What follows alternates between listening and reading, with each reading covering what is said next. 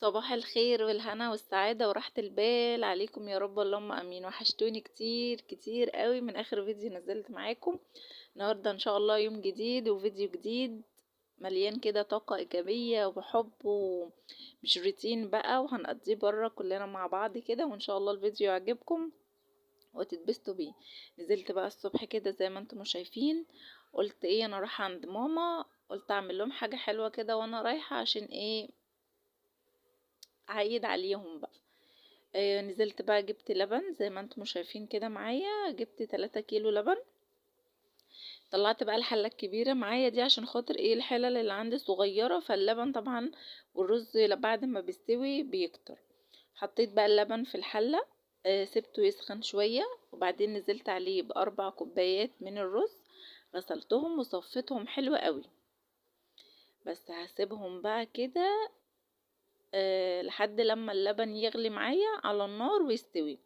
هحط بقى 3 كوبايات من المية على الرز عشان يستوي، لان اللبن مش هيخلي الرز يستوي وهيتشرب اللبن. بس حطيت بقى 3 كوبايات من المية وسبته بقى، وطيت عليه لحد لما استوى وغلي كده في بعض. حلو حلو. استوى بقى كده وبقى زي الفل زي ما شفتوا معايا. طبعا الرز بلبن كريمي وحلو جدا، ده من غير ما اضيف عليه اي حاجة. لسه حطيت بقى كيس كريم شانتيه، وكنت شايله كوبايه من اللبن وحطيته فيه ودوبته حلو قوي كده، وبعدين هنزل بيه على الرز. طبعا انا ايام العيد كنت واخده اجازه، ما كنتش بصور معاكم لان احنا كنا منظفين شقتنا وكل حاجه زي الفل وتمام، وجوزي طبعا كان قاعد، ما كنتش عارفه ان انا افتح الكاميرا واصور، فقلت لا اخد اجازه بقى واريح.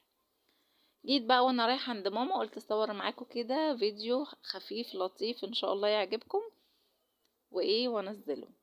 حطيت بقى هنا السكر بقى اللي انت عايزاه مسكر قوي، عايزاه متوسط، على حسب رغبتك. انا هنا حطيت حوالي كوبايتين من من السكر. بس قلبت حلو قوي واللبن غلي والنشا خلاص. انا حطيت 3 معالق كبار من النشا، وممكن كمان ما تحتاجيش نشا لان النشا بتاعت الرز هتنزل معاكي. ودوبتهم في نص كوبايه من من اللبن ونزلت بيهم.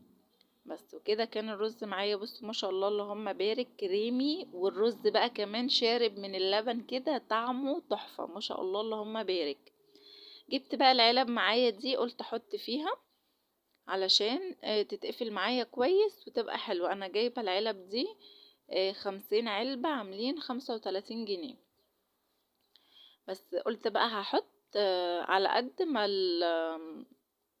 مش انا مش عاملة عدد معين، بس قلت على قد ما الرز بلبن يخلص هحط في العلب. حاجة حلوة وبسيطة هتفرحهم وهتحلي بيهم وهيحلوا بيها بعد الاكل، ففكرة حلوة قوي.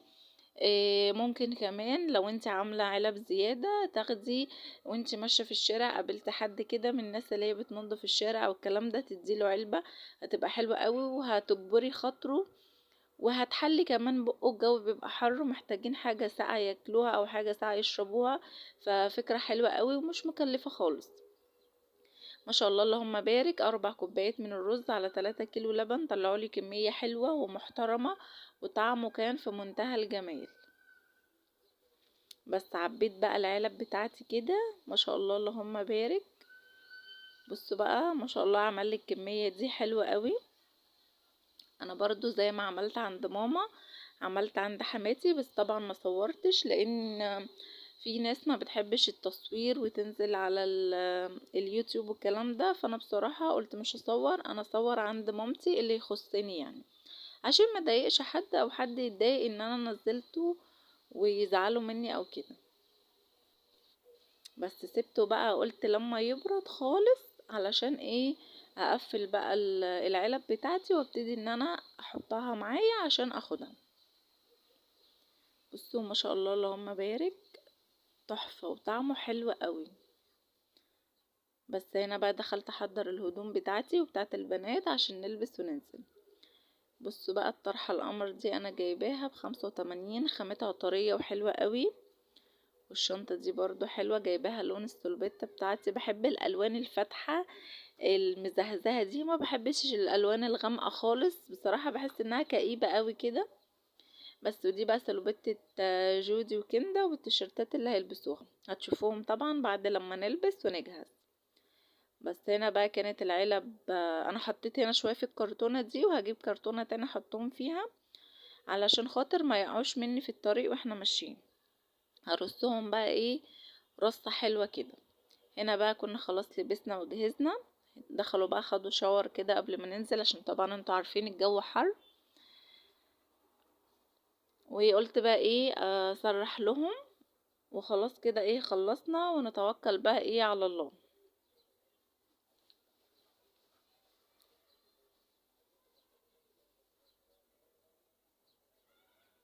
قولولي بقى انت عملتوا ايه في العيد، خرجتوا ولا ما خرجتوش، والدنيا فيها ايه؟ بصراحة انا يعني ما خرجناش، انا رحت عند مامتي ورحت عند حماتي وعيدنا عليهم وكده. بس بصراحة احلى يومين قضيتهم عند ماما.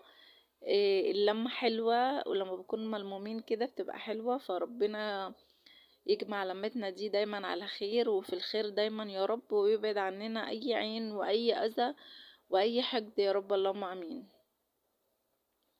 بس هنا بقى كنت خلصت خلاص، سرحت لهم. بصوا بقى ده طقم جودي وطقم كندا، ايه رأيكم؟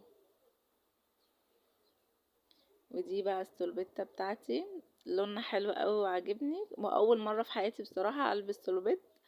وحلاوتها كمان انها واسعة وحلوة. بس هنا بقى خلاص كنا في الطريق، ان شاء الله نوصل بالسلامة. نزلنا كده على اخر النهار، كانت الشمس اتكسرت شوية والجو بقى احسن، يعني ما نمشي في الحر، الجو بيبقى حر جدا فالشمس بتبقى صعبة. بس الجو كان حلو قوي، ويعني الحمد لله الطريق كان متيسر وسهل ومش زحمة، ووصلنا الحمد لله بالسلامة. عايزه اقول لكم عامه في الايام العاديه وانا رايحه عند ماما بحس ان هو عيد، ببقى مبسوطه قوي ان احنا هنتجمع مع بعض، وببقى مبسوطه بوجود امي في وسطينا، ربنا يخليها لينا ويبارك لنا فيها يا رب، اللهم امين. بس هنا بقى كنا وصلنا الحمد لله. اختي بقى داخله تقول لي لا لا انا لازم استلف السلوبيتا دي، فقلت لها ماشي متغلاش عليكي. سلمت بقى على امي، طبعا قعدنا اتغدينا، كانت عامله لنا فته ولحمه وممبار ورقاق، بس بصراحه نسيت اصور الاكل لاني كنت جعانه جدا. وقعدنا بقى بالليل كده التسالي بتاعتنا والبيبسي وضحك وهزار في حاجه كده يعني تحفه. ده تاني يوم بقى نزلنا رحنا النادي، قلنا بقى ايه ننزل النادي الولاد تلعب شويه واحنا نقعد كمان، الجو حلو قوي. هنا كان ابن اختي بنعلمه اللي هو يتمشى، بس كان لسه اللي هو مش عارف يحرك رجليه.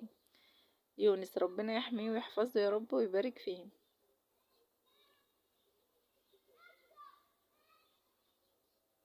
كان الجو حلو قوي وكانت القعدة حلوة كمان. دول بقى اخواتي، ربنا يخليهم لي ويبارك فيهم يا رب، وربنا يديم لمتنا في الخير يا رب، اللهم امين. دي مامة انس، عندها فاتحة قناة اسمها يوميات مامة انس. ودي اختي الكبيرة اسمها ام معاذ، برضه عندها قناة على اليوتيوب. كنا قاعدين بقى هنا بنضحك كده وبنهزر، وبعد ما خلصنا بقى دخلنا قعدنا على حمام السباحة كده. منظر حلو قوي، الولاد نزلوا فيه وبقى يلعبوا كده حوالينا، وتطلبي بقى مشروبات اي حاجة اللي انت عايزاه، وحاطين كمان فيه مرجحتين كده صغننين عشان لو معاكي اطفال مثلا ما يزهقوش ويتمرجحوا عليها شوية. كانت القعدة حلوة قوي، وكان يوم بصراحة من احلى الايام اللي قضيتها. هنا كانت جودي بتعرفكم على اخواتي، خالته. ما تنسونيش بقى تعملوا لي لايك كتير وكومنت كده، قمر زيكم يكبر الخاطر. ولو ما اشتركتوش في القناة واول مرة تشوفيها اشتركي في قناتي، انا اسمي فاطمة، واشتراككم طبعا شرف ليا وعلى راسي من فوق. وكل عيد وانتوا طيبين، وربنا يجعل ايامكم كلها عيد وفرح وهنا وسعادة يا رب، اللهم امين. هنا بقى كانت الولاد بتلعب حوالينا، وقاعدين بقى بصوا قاعدة كده روقان، ونفصل بقى شوية عن ضغوطات الحياة، عشان لما نرجع تاني نرجع نستقبل الدنيا بطاقة ايجابية، وكلنا نشاط وحيوية كده يا رب. ده كان الفيديو بتاعي النهاردة، يا رب يكون عجبكم. اشوفكم ان شاء الله في فيديو جديد. بحبكم جدا في الله.